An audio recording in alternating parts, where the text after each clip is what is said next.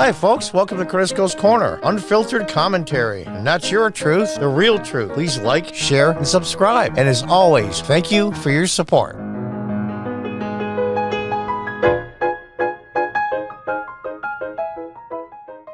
Welcome back. I had hesitated for a while to do this episode, and with the things that are going on in the world in the United States, and things are deteriorating so rapidly, I felt that this was necessary. Now, we'll see what YouTube does with this video. I don't think it shows extensive violence, and I don't think it's anti-vaccine. I am not anti-vaccine, nor have I ever been. I encourage everyone that wants to get the vaccine to go get it. God bless you. Glad it's available for you. But I think a lot of people, especially on the left and the progressives, are missing the entire point. And let me play a little bit of video here. And it's interesting what's going on.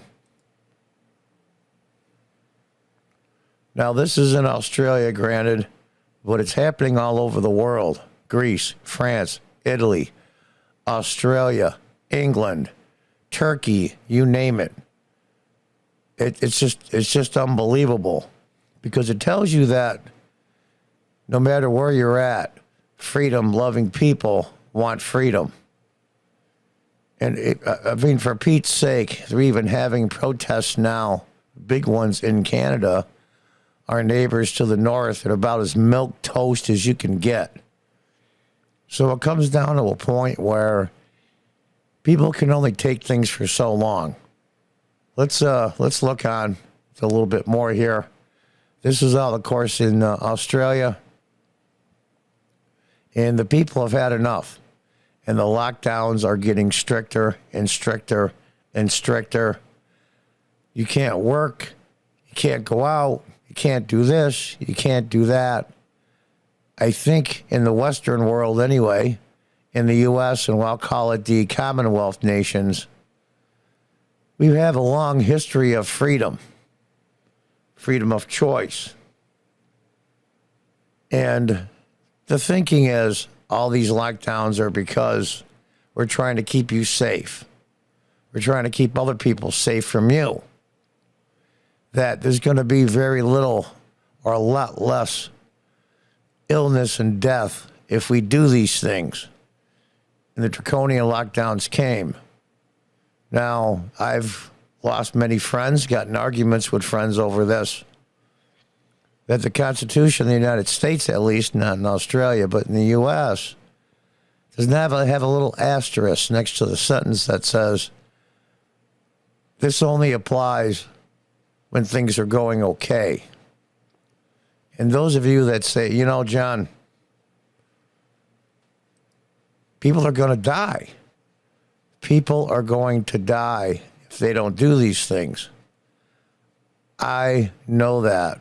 And people are dying now.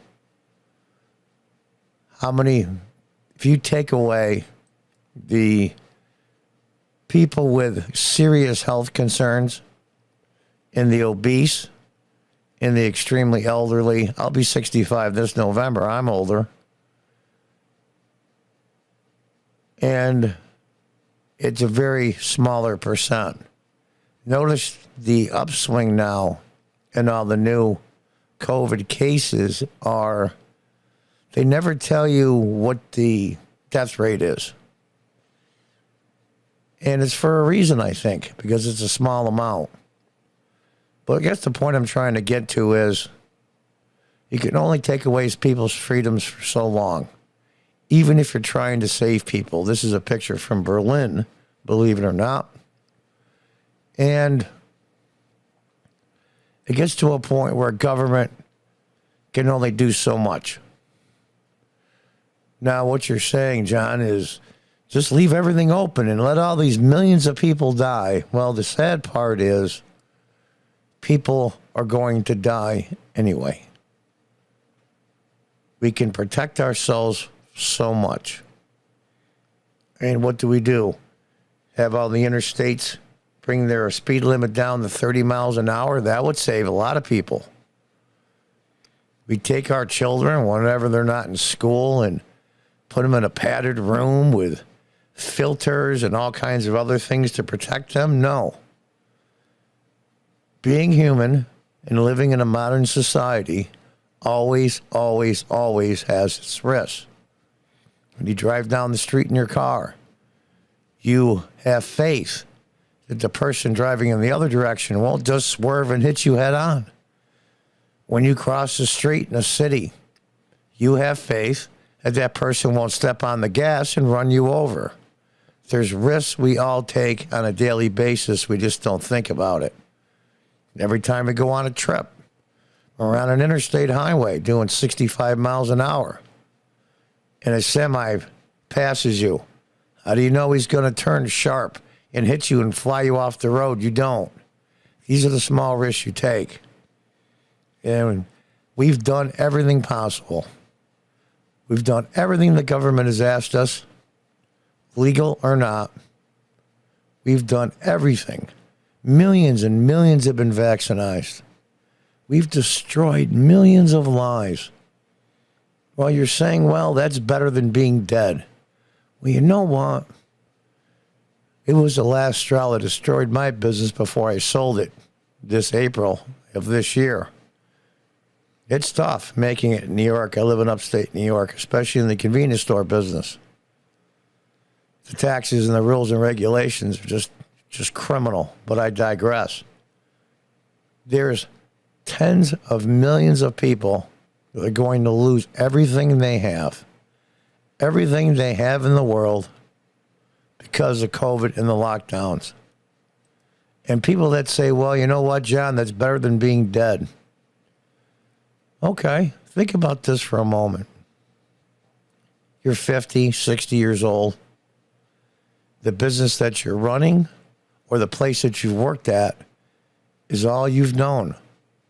It's a business that's been in the family 2, 3 generations. And now it's gone. And your money is gone. You're going to lose your home. You lost your business. And here you are, you're 50, 60 years old with nothing. It's all gone in a matter of 6 months, a year. Yeah, granted, you're not dead. But what do you do now? How do you emotionally and psychologically come back from that? And that's not an isolated incident. There's millions of people now that have had everything they've ever owned or everything they've ever had taken away from them. And they've done nothing wrong. It's time to stop.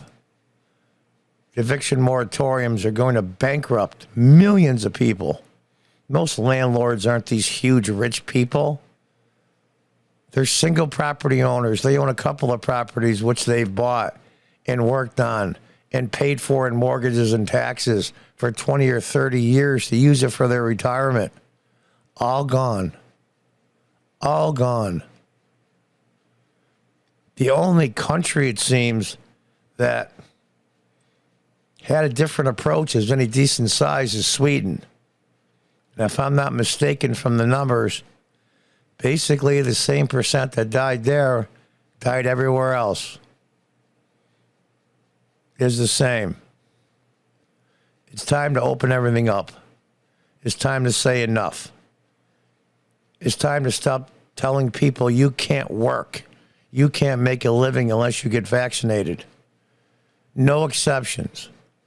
You can't go into a restaurant in New York City without ID and proof of vaccination.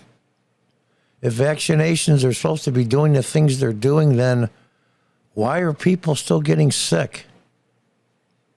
We have to open everything up. And yes, people are going to die. I think it's savior of the Constitution that's more important. You'll say, John, it's just a piece of paper. These people are going to die. There's cemetery after cemetery after cemetery. Go to Arlington National Cemetery sometime and see all the graves and the graves on the beaches of Normandy. All those people died for freedom. And the ones in Arlington died to defend the Constitution. The future of the country is at stake. The Constitution of the United States, one of the most brilliant documents ever written in human history, is being beat badly. It might not survive. We have to open everything up. Here's a protest in New York City, of all places. One of the most progressive and leftist areas in the country, except for L.A. And they're even mad. It's enough is enough. The government doesn't have the right to force mandates for vaccinations. So they put pressure on businesses, hospital workers, government workers, governors overstep their bounds. Mayors and city councils overstep their bounds. I know. I used to be a city council member in upstate New York in the early 2000s. I was council president in 2006. I have an idea how quickly these things can get out of hand with government overreach. And I appeal to the men and women of law enforcement here in the U.S. and even in the world, but especially here in the U.S. Remember something, you took an oath. You took an oath. This gentleman here is giving a speech. You can't hear the sound, but he's giving a speech that says we need to open everything up. And yes, some people are going to get sick. And yes, some people are going to die. Well, we've done everything possible to protect ourselves. Burning down the house is not the answer. Destroying the foundations of business and government and culture and everyone in the country is not worth it. Yes, people are going to die. People die every day, unfortunately. On the interstate, crossing the street, children get cancer. It's horrible and it sucks. It's just the way it is. We do the best we can and hope for the best. It's time to open everything up. It's time to say that this is enough. We are not going to do this anymore. Our freedom, our personal freedom, and the freedom for our kids in the future is at stake. And once you lose that freedom, you never, ever give it back. The government officials, look, even here in Paris, they've had enough. Another milquetoast country, and they've had enough. They can't take it anymore. You have to let them go. Because the whole thing is going to burn down. Open everything up. Do the best you can with social distancing and all the things you can do to protect yourself and others. But it's time to say we need to go back.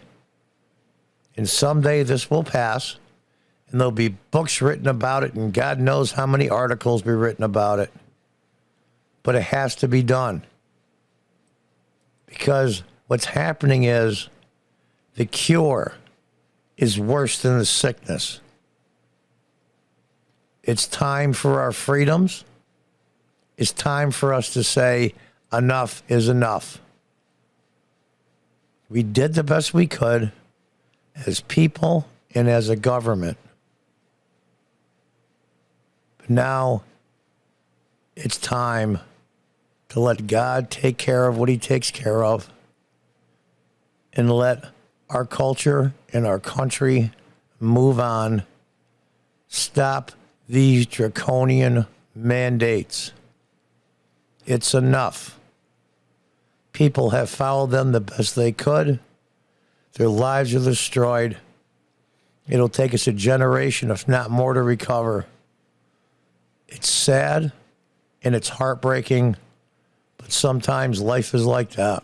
The millions that died of influenza right after World War I. It's heartbreaking. It's terrible. Ebola in Africa, and the list goes on and on and on. We do the best we can. We do the best we can. Yes, some people aren't going to make it. And unfortunately, that's the price to pay for a free society. As the saying goes, freedom isn't free. Think about it carefully. It's your rights. It's your future. What are you going to do now? Until the next time, goodbye and good luck.